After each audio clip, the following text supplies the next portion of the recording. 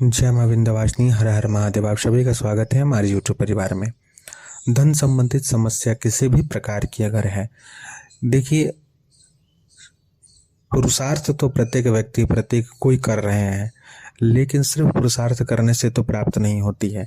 यह सारी चीजें भी जो कहीं ना कहीं हमारे पूर्वजों द्वारा बनाई गई है तंत्र संबंधी, उसका भी विशेष महत्व है। तो पुरुषार्थ के साथ साथ हमें यह प्रयास भी करना चाहिए कि किसी भी प्रकार की दैविक बाधा हो, किसी भी प्रकार की ऊपरी समस्या इत्यादि अगर हो तो उसका भी नाश हो। उसके कारण अगर हमारी समृद्धि में व्यवधान उत्पन्न हो रहा हो तो उसे नष्ट किया जा सके, उसके हेतु ही आज का यह प्रयोग है। बहुत ही सरल विधान है।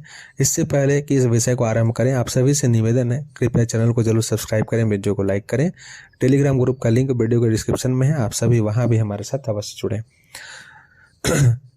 आपको होलिका की रात्रि सबसे पहले यह देख लेनी है कि जिस दिन होलिका दहन होने वाला है उसी दिन इस प्रयोग को करना है।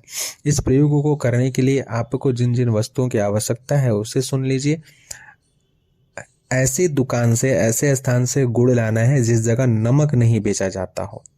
इस बात का ध्यान रखिए। पूजन स्थान में यानी कि पूजा का दुकान में अगर गुड़ मिलता है तो उस जगह से लाइए। राशन की दुकान से अगर आप गुड़ लाते हैं तो वहां नमक वाले हाथ से सब छूते हैं, नमक इत्यादि बेचा जाता है। इसलिए इस बात का ध्यान रखें, विशेष रूप से प्रयास करें कि अगर ऐसा कोई दुकान जहाँ पे पूजन का ही सामग्री मिलता है और वहां गुड़ भी मिल जाए तो उस जगह से आपको गुड़ लाना है। गुड़ कितना लाना है? तो जो पूरा का पूरा एक ढेला होता है, मान करके चलिए एक ढेला पूरा गुड़ का हुआ, वैसा वैसा आपको अपने कमरे के अनुसार, ठीक है, घर में ला करके गुड़ को तोड़ना नहीं है, इस बात का ध्यान रखेंगे। तो आपको ढेला चुन करके लेना है, चाहे वो छोटा ढेला हो या फिर बड़ा ढेला हो, ठीक है। गुड़ की डली जिसे बोलते हैं, वो छोटा डली हो या बड़ा डली हो, जितना हो उतना। तो मान लेते हैं कि घर में आपके 4 कमरे हैं वॉशरूम को छोड़ करके, तो आपको जो है 4 डली गुड़ की वहां से खरीदनी है। और वो जितना भी हो जाए, वो आधा किलो हो, 250 ग्राम हो, 1 किलो हो, उसको खरीद लेना है पूरा का पूरा। गुड़ को ला करके घर में पूजन स्थान में सर्वप्रथम रखना है। किसी पवित्र अच्छे साफ सुथरे किसी प्लेट में गुड़ को रख देना है। और आपको उतने ही पान पत्ती चाहिए। पान पत्ता कहीं से भी कटा फटा ना हो, कोई छेद इत्यादि ना हो, खराब ना हुआ हो, ठीक है। यह 2 चीज आपको चाहिए। आपको होलिका के शाम के समय में अपने इष्ट आराध्य को स्मरण करते हुए सर्वप्रथम नहा धो करके सब बैठेंगे पूजन स्थान में। लाल वस्त्र धारण कर ले, लाल आसन हो, उत्तर की ओर मुख करके बैठना है और घी का या फिर मीठे तेल यानी कि तिल का तेल का जो है आपको दीपक जला लेना है। और उसके पश्चात उसमें जो बाती रहेगी वो लाल रहेगी, इस बात का, यानी कि कलावा मौली धागा का बना ले तो ज्यादा सर्वोत्तम रहता है। पान पत्ता रखेंगे, जैसे 4 कमरा था तो 4 पान पत्ता सभी के ऊपर गुड़ रख दिए। गुड़ रखने के पश्चात कुमकुम से सभी गुड़ को तिलक कर देंगे जरा जरा सा।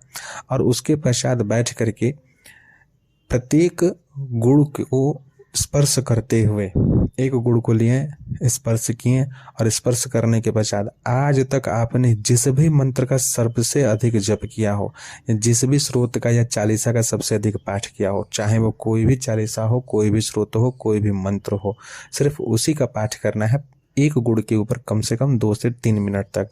और उससे पहले आपको अपने गुरु गणपति इत्यादि का स्मरण करके यह बोलना है कि मैं यह जो प्रयोग कर रहा हूँ, धन संबंधित जो भी शुभ शक्ति, धन की वृद्धि करने वाली जो भी शक्ति हमारे घर में, हमारे कुल में उपस्थित है, जिनका यह दायित्व है कि हमारे परिवार में धन, ऐश्वर्य, संपदा इत्यादि की वृद्धि करें, उनकी तृप्ति हेतु मैं अपने इष्ट शक्ति, इष्ट मंत्र इत्यादि के माध्यम से उनको तृप्त करने के हेतु यह प्रयोग को कर रहा हूं या कर रही हूं।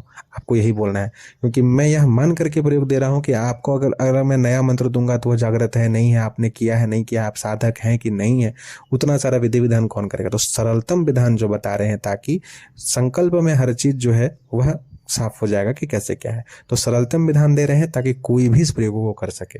अगर आप हनुमान चालीसा ही केवल पढ़ते हैं तो गुड़ को स्पर्श करके हनुमान चालीसा ही पढ़ लीजिए, एक ही बार करना है, ये भी नहीं कि 10 बार करना है। तो हर एक को स्पर्श करके आप यह करेंगे। संकल्प यानी कि मन में पहले ही आराम से बोल देंगे कि मैं इसलिए कर रहा हूँ, इस प्रकार से हमारी वृद्धि हो, आप संतुष्ट हो, तृप्त हो। देखिए, जब अभिचार इत्यादि का प्रयोग रहता है घर में ना, तो कभी भी घर की शक्तियां जो है वह भोग इत्यादि को ग्रहण नहीं कर पाती, उन तक भोग भेंट नहीं पहुंचता है। इस चीज को पूरे तरीके से गृहस्थ तंत्र नामक अपने इस YouTube चैनल पे हम बताए हैं एक एक चीज को कैसे क्या क्या होता है, आप सभी उन वीडियोस को सुने। लेकिन अभी क्या है कि मान लेते हैं कि उस कारण से उनको चीजें नहीं प्राप्त हो रही हैं, अब आप यह जो विधान करेंगे तो होलिका दहन में जो अग्नि, होलिका की जो पवित्र अग्नि होती है, उनके माध्यम से उनको वह भोग भेंट मिलेगा कहीं ना कहीं। एक सबसे बड़ा चीज है, इस बात को जान करके रखिए। तो इसलिए घर में इस चीज को करेंगे।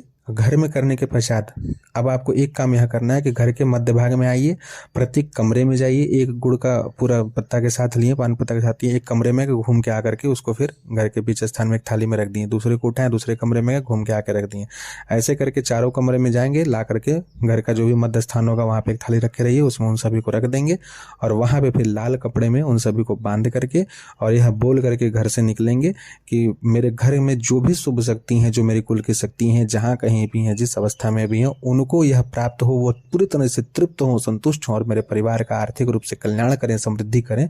इस हेतु मैं यह भोग उन्हें देने जा रहा हूँ, कृपया आप स्वीकार करें। और जिनका भी आप मंत्र जप इत्यादि किए होंगे उनको भी बार बार बोलें।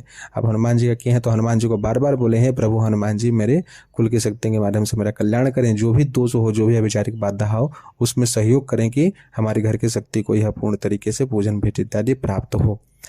बाहर निकलते समय में सिर्फ एक बात का ध्यान रखना है, जो मुख्य द्वार है, मुख्य द्वार में अगर चौखट है तो उस पर आपका पैर नहीं पड़ना चाहिए, यानी कि चौखट पे आप पैर नहीं रखेंगे, चौखट को लांघ कर जाना है, इस बात का आपको ध्यान रखना है। और दूसरी बात, जो ऊपर का चौखट होगा उसमें इसको स्पर्श करा करके तब लेकर के जाना है, इतना आपको एकदम विशेष रूप से ध्यान रखना है।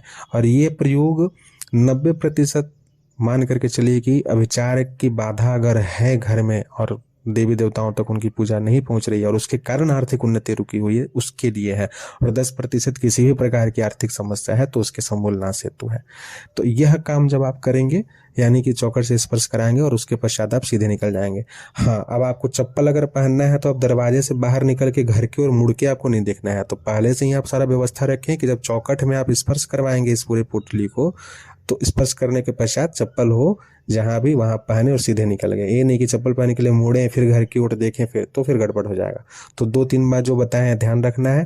पहला बात कि घर के मध्य स्थान में आएंगे, एक पत्ता को गुड़ के सहित उठाए, पान पत्ता को एक कमरे में घूम करके आए, जो जिनका भी आप जाप किए थे उनका नाम इत्यादि लेते हुए, और फिर उस प्लेट में रख दिए। दूसरे पत्ता को उठाए फिर प्लेट से दूसरे वाले कमरे में घूमे, ला करके फिर वहां मध्य स्थान में जो घर का जो सेंटर पॉइंट है वहां पे प्लेट रखे रहिए, वहां पे आप रख दिए।